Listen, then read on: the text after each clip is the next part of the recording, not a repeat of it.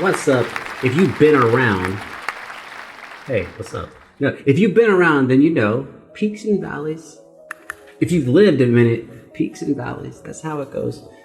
Now, I was driving in my Explorer recycling. It's not a brag, because the Explorer's old and the recycling is just because I have too many boxes from Amazon shipments. And I needed a pair of sunglasses, and I didn't have a regular pair. I found this old, like, dollar store glasses, man. And when I found them, I immediately was like, oh, I want to wear glasses on camera so bad. I want glasses on camera. I want to do that. But it's a bad idea. It's stupid. It's stupid. But I don't have a boss, you know what I mean? So, like, so I'm thinking maybe, pretend I'm a pro wrestler for, like, 30 seconds or something, and just, given the superpowers of whiskey, and having a cat riding another cat, which is a unicorn, but one cat is eating what looks like pistachio ice cream. I can do that, right? So let's do that.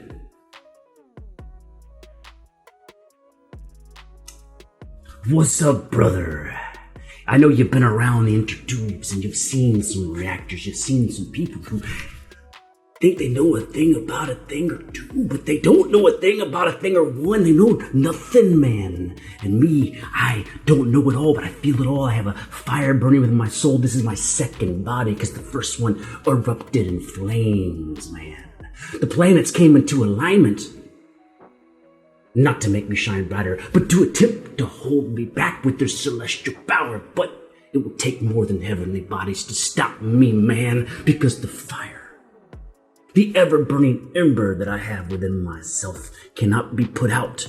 Not by COVID, not by cats, not by ridiculous hair colors. It's basically unstoppable. And I hope you're not watching this video too closely, because it might knock you over. It seems like a lot of fun to do that. It's one of the things you can do like once.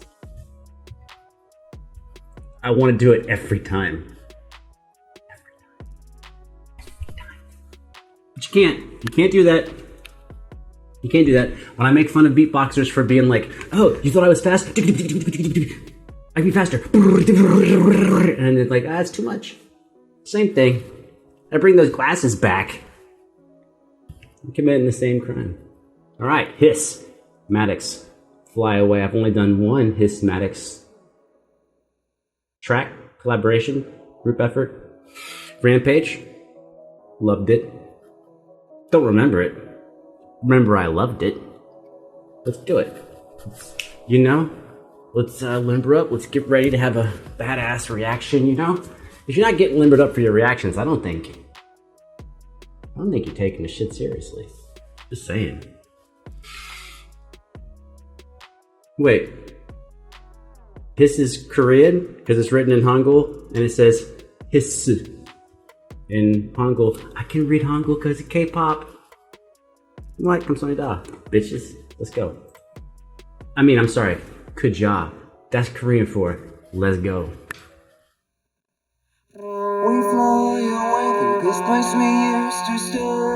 We play that scene, you make my Already love it, because not only do we have like a cool trumpet or an actual vocal line happening at the same time, entered at the same time, which means that one is the melody, which is the singer, and one is the counter melody.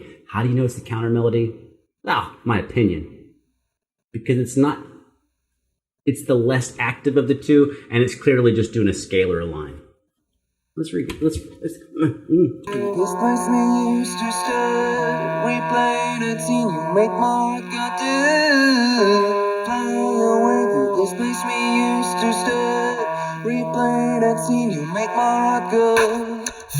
We fly away, get rid of these. Oh, this is my shit. Make sure we stay together, keep the sun in my heart forever. I'm cast away since you blew my mind that day. That yellow dress to impress me, stuck in my head like a Polaroid picture. Hold on, I'm gonna point out some shit about composition for those of you that are composers. If you notice in this last, we're gonna back up so you can hear it, but if you notice in this last 5 to 8 seconds, the melody is basically the same. The rhythm of the melody increased, which is a way to create excitement. Is you don't have to add a bunch of extra random notes. You just increase the subdivisions, the amount of notes, not notes. We get notes because even repetitive notes are still notes, but you know what I mean. We increase the rhythm to increase a sense of climax and building. Let's back up even further. Listen. Fly away with these rainy days. Gotta make sure we stay together. Keep the sun in my heart forever. Speeding up. I'm cast away since you blew my mind that day. That yellow dress to impress me. There it is. Stuck in my head like a Polaroid picture in my. We fly up. Now they traded. We fly up. We fly up. We fly up.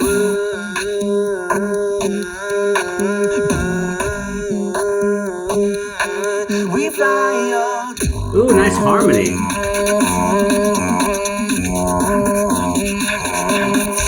We fly up. Hey.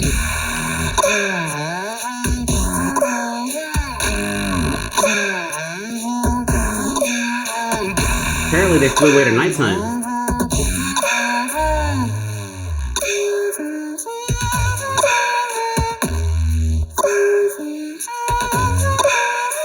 Also, the timbre, which you could maybe also think of as tone. I think on like a guitar tone controls, you could think of a treble as bass on your stereo EQ.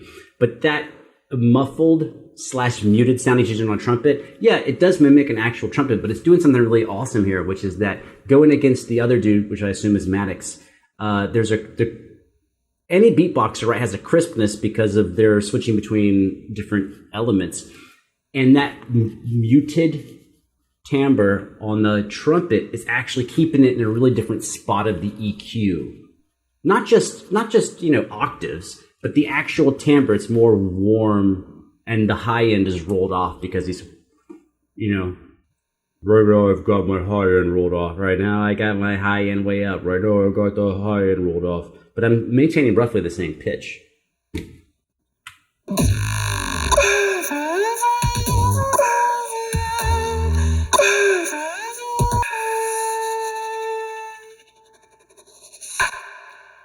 We fly away with the days. Gotta make sure we stay together. Keep the sun in my heart forever.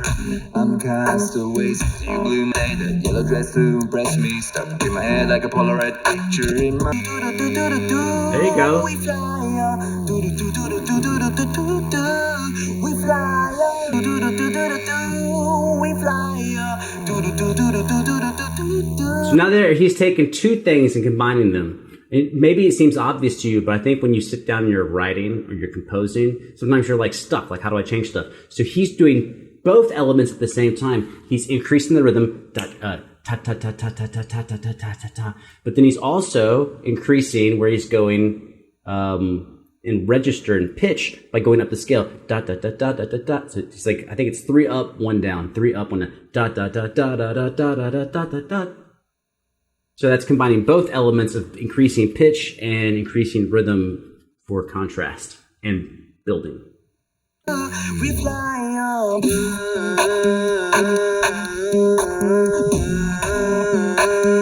We fly up.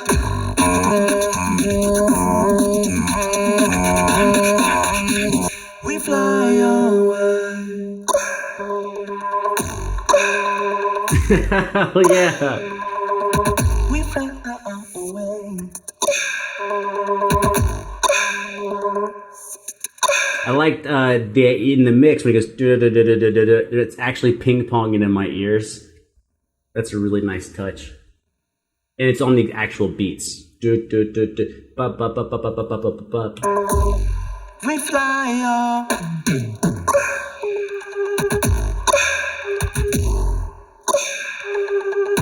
He's doing it every time. I don't know if you're going to hear it on the final version you're hearing, but you can go back and listen to the original track and check it out.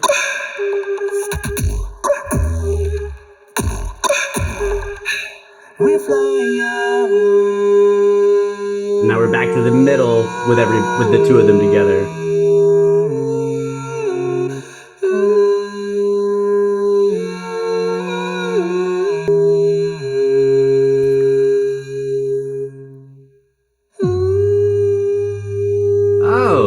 Nice job ending together. Nice work.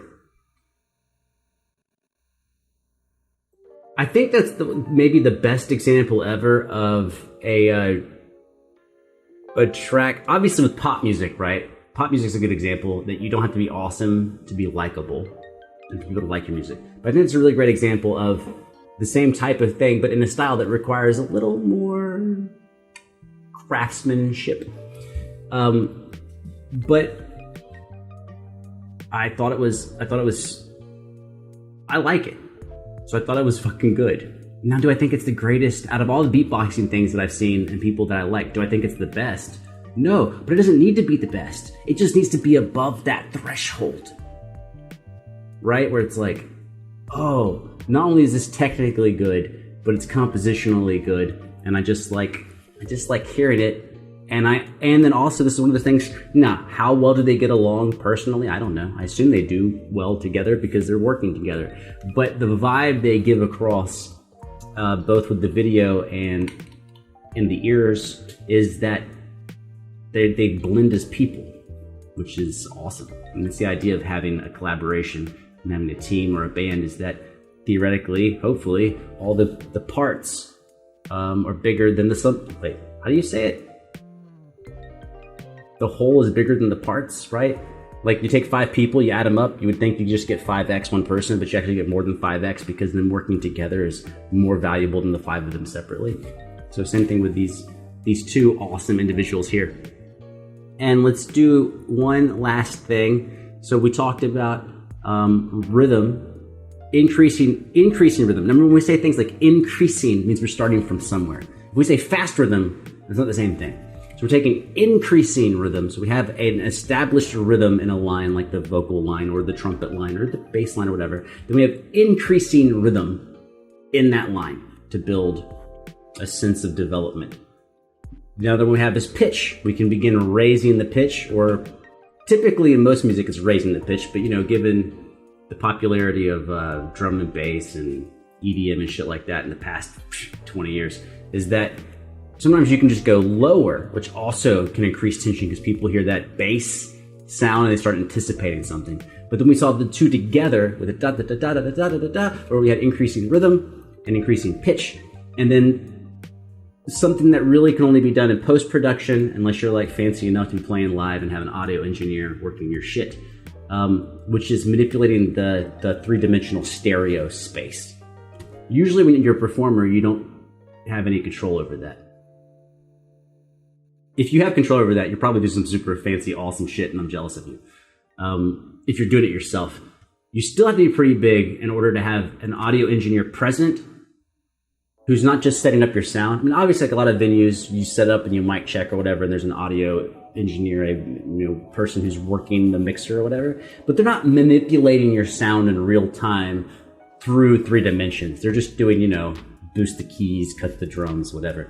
But here, when you're mixing, and I'm just telling you things that I've learned, but I'm not necessarily good at, right? Things that I'm trying to be better at.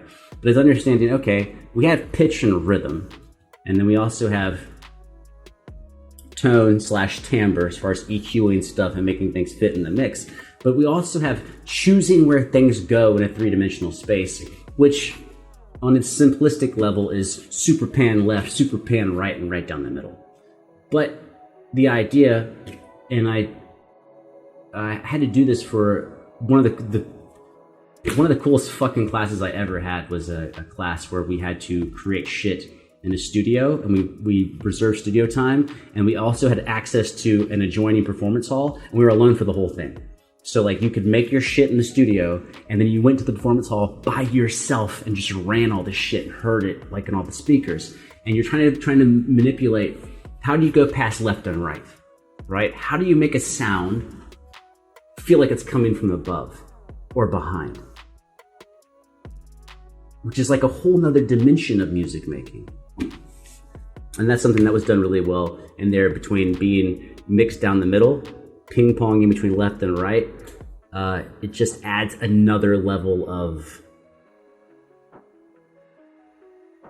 I think enjoyment, because I enjoy it, but another level of depth depth to the composition, right? Because now think about all the things we're looking at, right? We're going, what's the primary melody? What's the supporting / counter melody? What are our rhythms between the two? Now what's our timbre between them as performers? What's our timbre in the mix when we're actually EQing?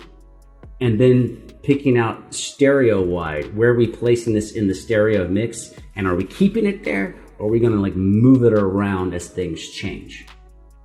It's kind of one of those things that the more you're around it and the more you check out people who are badasses at what they do, it's really like with Supreme Killers, they've put so much time into every single second of the entire performance. From the video, stereo, all that. And it was a big thing that I learned with guitar. It was one of my there's a couple moments that have been really transformational. One of them was Twinkle Twinkle Little Star. Believe it or not. I was in the master's program. I'm not sure where I was when I went to this teaching conference or something, and I had never been to one. This was like, they were like, we'll pay for you to go. I was like, okay, well, people will never pay for me to do shit, so I'm going. And I was working with some guitarists, and they were talking about Twinkle Twinkle Little Star. And, they had me play it and other people in the room play it. And they were like, and they turned to me because I was talking shit, I talk shit. And they're like, Ellis, like, you're really good, right? And I was like, I think I'm pretty fucking good at this. And they're like, you play complex shit. I was like, I do. And they're like, so why did your Twinkle Twinkle Little Star sound the same as that guy's Twinkle Twinkle? Like, he's been playing for 4 years. You've been playing for like 20 years. Why do they sound the same? And I was like, well, because I'm playing what's there. I'm playing what I'm supposed to play. I'm playing the melody. Twinkle, twinkle, little star, blah, blah, blah, blah, fucking fuck, right? And they were like, don't you think if you've been playing for 20 years, it should sound different? So I was like, okay, all right, let's make it complex. They're like, no, don't change it. Play the same melody, the same time that the guy who's been playing 5 years is playing, but yours should sound like you have 20 years of development underneath you. And it changed my whole fucking approach to the instrument. It changed everything. Being like, well, when you start off with something as simple as Twinkle, Twinkle, Little Star, it's simple, everyone can play it. So if everyone can play it, and we're gonna play the same notes at the same time, what are the things we can change about it? Other than the actual speed? Keep the speed the same, keep the notes the same, the note durations the same. What can we change about it? We can change the articulation, right? Which is how we pluck the string. Where on the guitar are we plucking? What angle are we plucking from with our fingers or our pick? How are you approaching the note on the guitar? Are you sliding into it? Are you bending into it? Or do you have vibrato? If you have vibrato, are you playing slow, medium, or fast?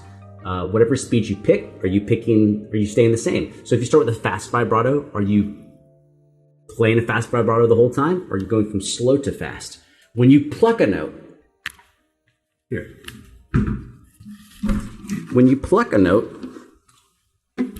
get this mic up.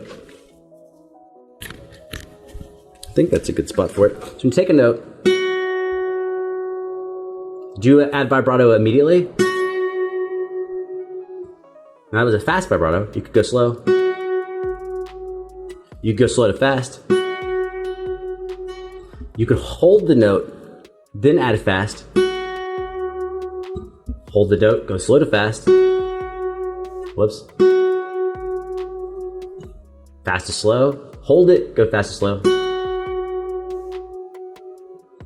Now you can add things like sliding in. And then all the other options are still there.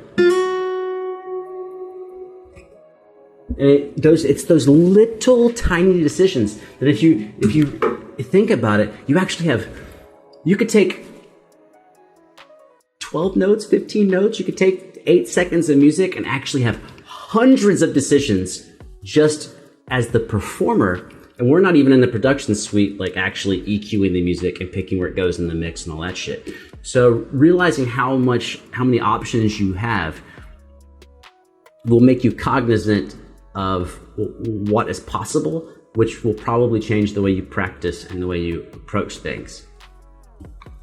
You know, it happens all the time. We think we're this close to something, and then all of a sudden we have this aha, and we realize we're this far away. We're this far away from the thing we envisioned, but we were leaving out all these other possibilities. That's a gigantic rant. 20 minutes. Oh, by the way, don't worry. They're gone. People like, Ellis makes long videos because he's trying to make more money. I don't know where y'all read that shit.